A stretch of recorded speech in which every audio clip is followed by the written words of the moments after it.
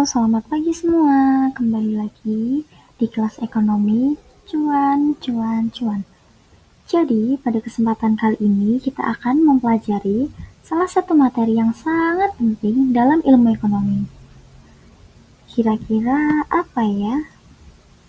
Oke, jadi materi yang sangat penting itu adalah ketenagakerjaan.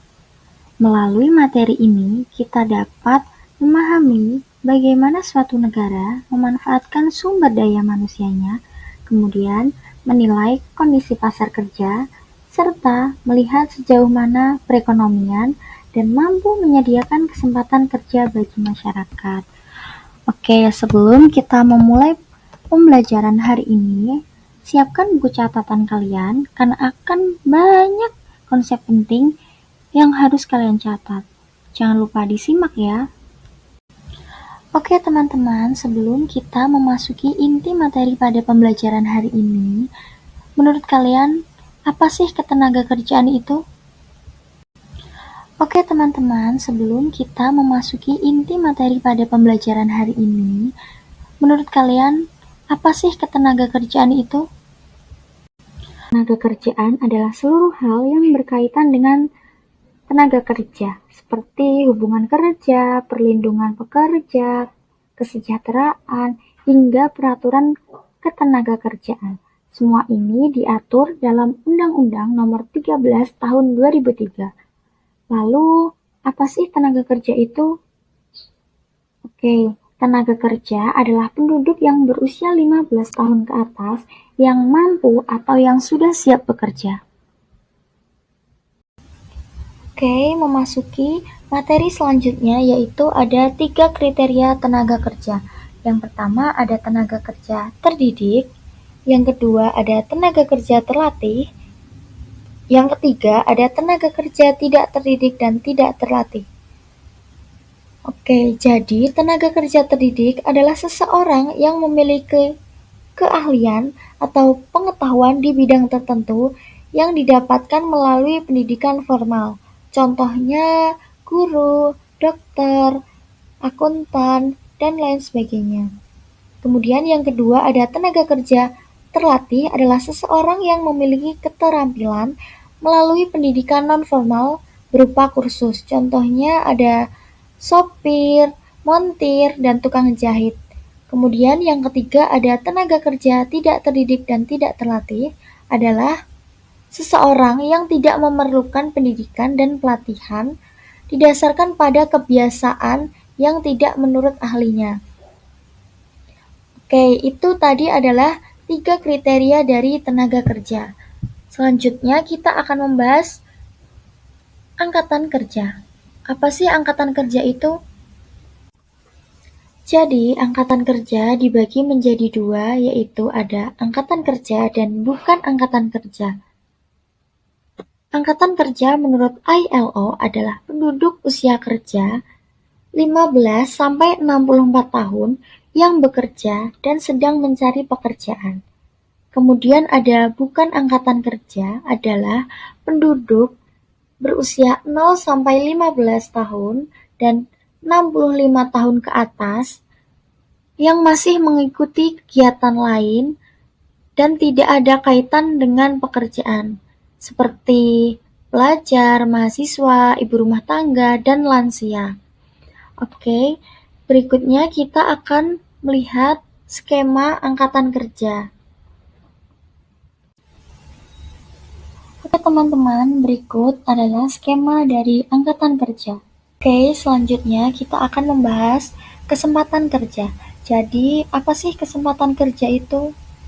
Oke, kesempatan kerja adalah jumlah lowongan pekerjaan yang tersedia dalam dunia kerja atau suatu keadaan yang menggambarkan tersedianya lapangan kerja yang dimana siap diisi oleh para pencari kerja.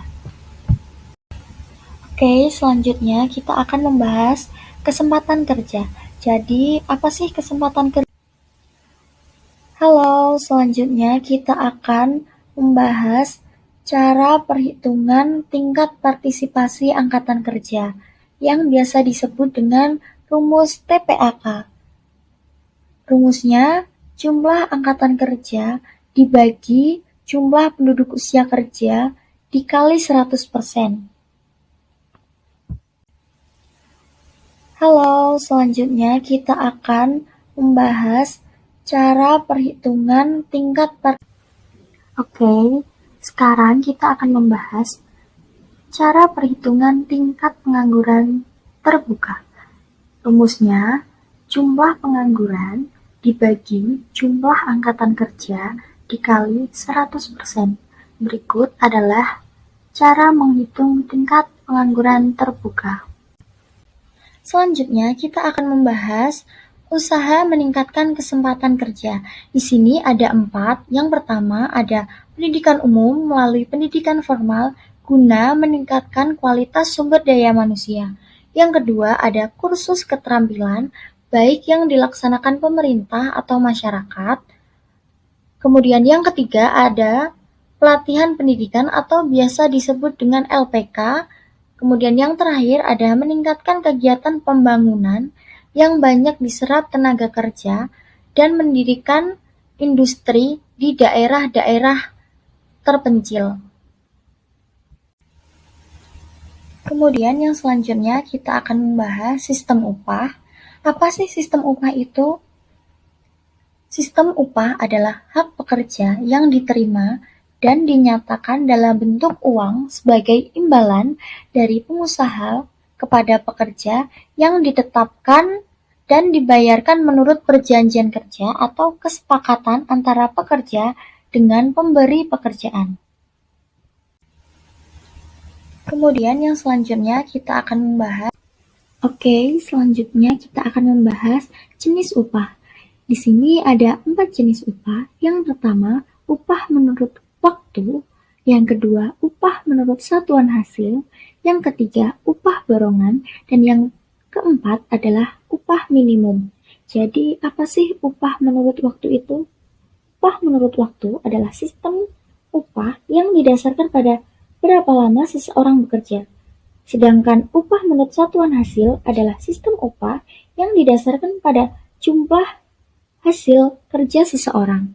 Dan yang ketiga, upah borongan. Upah borongan adalah sistem upah yang didasarkan pada kesepakatan yang memberi kerja dengan penerima kerja.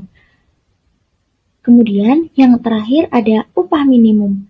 Upah minimum adalah standar penghasilan yang harus diberikan oleh pengusaha kepada pekerja yang tingkatannya disesuaikan dengan produktivitas dan pertumbuhan ekonomi di suatu negara. Oke, selanjutnya kita akan membahas materi pengangguran. Pengangguran adalah kelompok angkatan kerja yang tidak bekerja atau sedang mencari pekerjaan. Pengangguran terjadi karena jumlah penawaran tenaga kerja lebih besar daripada permintaan tenaga kerja. Pengangguran menjadi salah satu masalah yang sering muncul di negara berkembang. Hal ini juga disebabkan karena tingginya jumlah penduduk yang tidak seimbang dengan ketersediaan lapangan pekerjaan, sehingga memicu terjadinya ketimpangan pendapatan. Oke, selanjutnya kita akan membahas jenis pengangguran berdasarkan lama waktu kerja. Ini dibagi menjadi 3. Yang pertama, pengangguran terbuka. Yang kedua, setengah pengangguran. Yang ketiga, pengangguran terselubung. Jadi, apa sih pengangguran terbuka itu? Pengangguran terbuka adalah angkatan kerja yang sama sekali tidak memiliki pekerjaan. Contohnya ada pelajar, mahasiswa, dan lain sebagainya. Oke, selanjutnya yang kedua ada setengah pengangguran. Setengah pengangguran adalah angkatan kerja yang sudah bekerja namun tidak bekerja secara optimal atau biasa bekerja di bawah jam kerja normal. Yang ketiga ada pengangguran terselubung. Adalah angkatan kerja yang sudah bekerja namun tidak bekerja karena tidak kesesuaian latar belakang. Contohnya, latar belakangnya adalah pendidikan, akan tetapi dia tidak bekerja menjadi seorang pendidik. Oke, yang terakhir kita akan membahas pengangguran siklis.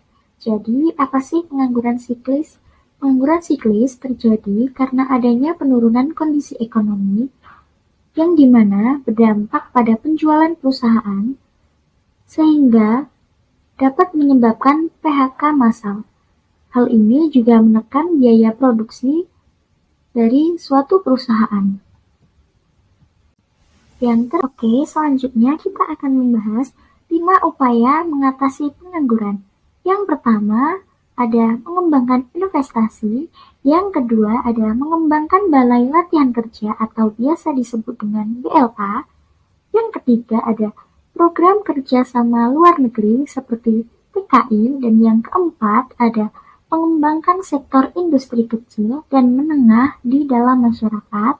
Dan yang terakhir, ada menyediakan pendidikan yang relevan dengan kebutuhan dunia kerja.